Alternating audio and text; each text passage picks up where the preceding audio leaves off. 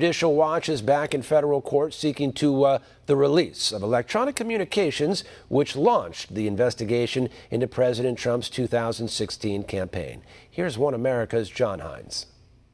Yes, we're here with Judicial Watch President Tom Fitton. And Mr. Fitton, this is a hearing in which you, Judicial Watch, is attempting to get information that has been redacted, which pertains to basically the launching of the counterintelligence investigation of President Trump, former President Trump, his campaign, an email, electronic communications written by the FBI agent, Mr. Strzok, trying to get this information, reveal this information.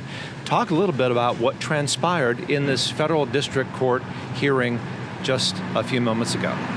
Well, this is the electronic communication written by Peter Strzok that we documented through the testimony of a former top FBI official, a document that was shady. It was Peter Strzok essentially approving Peter Strzok's spy operation against Donald Trump. And, we uncovered this big document, this electronic communication, had been withheld from the American people for years. And but still, it was heavily redacted. And it's, in our view, they're playing games. They're using the excuses, sources, and methods to keep away key information about why the heck the Obama administration took the extraordinary step of spying on their opposition, specifically the Trump campaign and other innocent Americans. What's unusual about this is that it's pretty clear from the document that the spying took place even before it was officially launched by the FBI, specifically the counterintelligence operation. Trump was on their radar screen, and they're covering up the countries that they colluded with to target their political opposition, and they're covering up the confidential sources they were using to smear Trump and others. Now, it seems like the judge in this case was somewhat sympathetic to your cause. He was, I think, skeptical of some of the procedures, the evidence that the government was bringing forward. I think he's asked for some clarification. Where does that stand now? It was an unusual hearing in which the judge went through line by line with the government their justifications for withholding this information from the American people. The judge ordered the government to go back and see if they could provide further clarification as to why they were withholding certain information. But beyond the legalities, the concern is that there's general information here about why they spied on Trump, who was involved in that decision-making.